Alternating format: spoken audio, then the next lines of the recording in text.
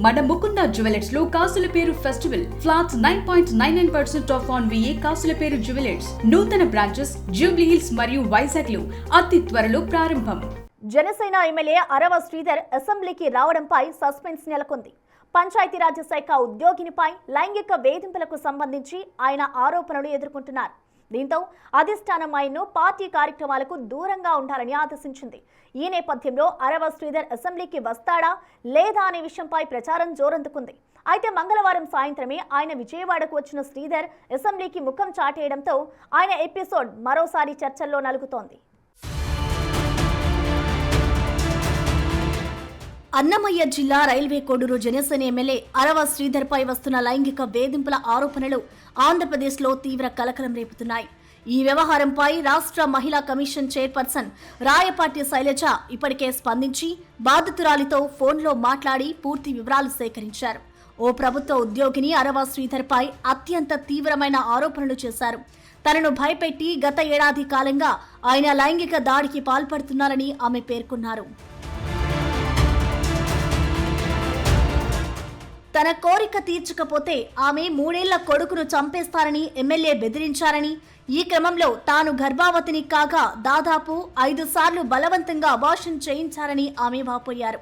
అంతేకాకుండా తన భర్తకు విడాకులు ఇవ్వాలని కూడా ఎమ్మెల్యే ఒత్తిడి తెచ్చారని, తాను లొంగకపోవడంతో వేధింపులు మితిమీరాయని ఆమె ఆవేదన వ్యక్తం చేశారు. ఈ ఘటనపై ఏపీ మహిళా కమిషన్ చైర్పర్సన్ రాయపాటి శైలజ బాధితురాలికి భరోసా ఇచ్చారు. ఫోన్ ద్వారా ఆమెతో మాట్లాడి ఘటనకు సంబంధించిన పూర్తి వివరాలు తెలుసుకున్నారు. ఈ వ్యవహారంపై సమగ్ర విచారణ చేపట్టి బాధ్యులపై కఠిన చర్యలు తీసుకుంటామని, మహిళల భద్రత విషయంలో రాజీ పడే ప్రసక్తే లేదని ఆమె స్పష్టం చేశారు. ఈ నేపథ్యంలో బాధిత మహిళ మరో వీడియో విడుదల చేశారు. ఈ విషయాన్ని రాజకీయం చేయవద్దంటూ ఈ వీడియోలో బాధితురాలు కోరారు. జనసేన అధినేత డిప్యూటీ సీఎం పవన్ కళ్యాణ్ ప్రతిష్టకు భంగం కలిగించవద్దంటూ కోరారు. పవన్ కళ్యాణ్ అంటే తనకు ఎంతో గౌరవం ఉందని, ఈ విషయంలో ఆయనకు ప్రమేయం లేదన్నారు. ఇదే సమయంలో అరవ శ్రీధర్ మీద మరికొన్ని ఆరోపణలు చేశారు. అధికారం, డబ్బుతో తనకు లోబరుచుకోవాలని చూస్తున్నారని, తన వ్యక్తిత్వాన్ని దెబ్బతీసే ప్రయత్నం జరుగుతుందని ఆరోపించారు. వాస్తవాలు వెలుగులోకి రావాలంటే అరవ శ్రీధర్ తన ఫోన్లోని డేటాను పరిశీలిస్తే నిజాలు తెలుస్తాయంటూ సంచలన వ్యాఖ్యలు చేశారు. అప్పటికే అరవ శ్రీధర్ పై వచ్చిన ఆరోపణలను సీరియస్ గా తీసుకున్న జనసేన విచారణకు త్రిసభ్య కమిటీని నియమించింది. ఆయన్ని పార్టీ వ్యవహారాలకు దూరంగా ఉండాలని ఆదేశించింది. మరోవైపు Janasena party general body meeting లోనూ అరవ శ్రీధర్ వ్యవహారం చర్చ జరిగింది. ఈ విషయం మీద డిప్యూటీ సీఎం జనసేన అధినేత పవన్ కళ్యాణ్ సీరియస్ అయ్యారు. ఈ నేపథ్యంలో విచారణ కమిటీ ముందు హాజరై వివరణ ఇవ్వాల్సిందిగా అరవ శ్రీధర్ ను జనసేన అధిష్టానం ఆదేశించింది.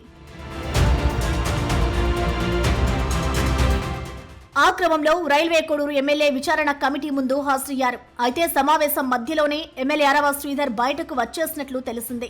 బయట విలేకరులతో మాట్లాడుతూ ఇది తన వ్యక్తిగత విషయమని, పార్టీకి ముడిపెట్టవద్దని కోరారు. ఈ అంశంలో తన వాదనను ఆధారాలతో సహా కమిటీని అందించాలని, కమిటీ నిర్ణయం మేరకు నడుచుకుంటారని స్పష్టం చేశారు. తన వివరణ మొత్తం అధిష్టానానికి చెప్పినట్లు అరవ శ్రీధర్ తెలిపారు. అన్ని వివరాలు సమర్పించాలని, పార్టీ నిర్ణయం తీసుకుంటుందంటూ అక్కడి నుంచి వెళ్లిపోయారు.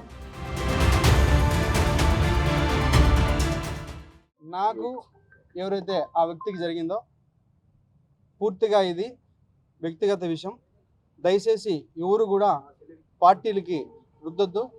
ముఖ్యంగా జనసేన పార్టీ అనే పేరు ఎత్తకుండా వ్యక్తిగత జరిగిన విషయం కాబట్టి వ్యక్తిగతంగానే నేను కమిటీకి సబ్మిట్ చేశాను. కమిటీ ఏదైతే మన పార్టీ చెప్తుందో అదేవిధంగా పార్టీ కూడా నాకు చెప్తారో ఆ చెప్పిన తర్వాతే నేను ముందుకెళ్తాను. ఇలాంటి పరిస్థితుల్లో అరవ శ్రీధర్ అసెంబ్లీ సమావేశాలకు ముఖం చాటేస్తున్నారు. దీనిపై జనసేన ఆవిర్భావం నుండి పవన్ వెంట ఉన్న సీనియర్ నేత బొలిశెట్టి సత్యనారాయణ స్పందించారు. అరవ శ్రీధర్ వ్యవహారం అతని వ్యక్తిగత విషయాలు పార్టీ మీద రుద్దితే ఎలా అని ప్రశ్నించారు. పవన్ కళ్యాణ్ ఎలా నడుస్తే అలా వెళ్తాము అని అరవ శ్రీధర్ ఎలా చెప్తాడని మండిపడ్డారు. ఈ చిన్న స్థాయి వ్యక్తులని ఎమ్మెల్యేలను చేస్తే పవన్ కళ్యాణ్ పరువు తీస్తున్నారని, కొంతమంది ఒక్కసారిగా పవర్ చూడడం వల్లే దారి తప్పుతున్నారని వ్యాఖ్యానించారు. అరవ శ్రీధర్కి అసెంబ్లీ సమావేశాలకి రావడానికి మోహన్ చెల్లకే ముఖం చాటేస్తున్నారని అభిప్రాయపడ్డారు. పార్టీ పరంగా అతన్ని అసెంబ్లీకి రావద్దని చెప్పలేదని, ప్రభుత్వ కార్యక్రమాలు, పార్టీ కార్యక్రమాలలో మాత్రమే పాల్గొనవద్దని పార్టీ ఆదేశించిందని స్పష్టం చేశారు. మొత్తానికి బడ్జెట్ సమావేశాల నేపథ్యంలో అరవ శ్రీధర్ వ్యవహారం మళ్లీ చర్చల్లో నలుగుతోంది.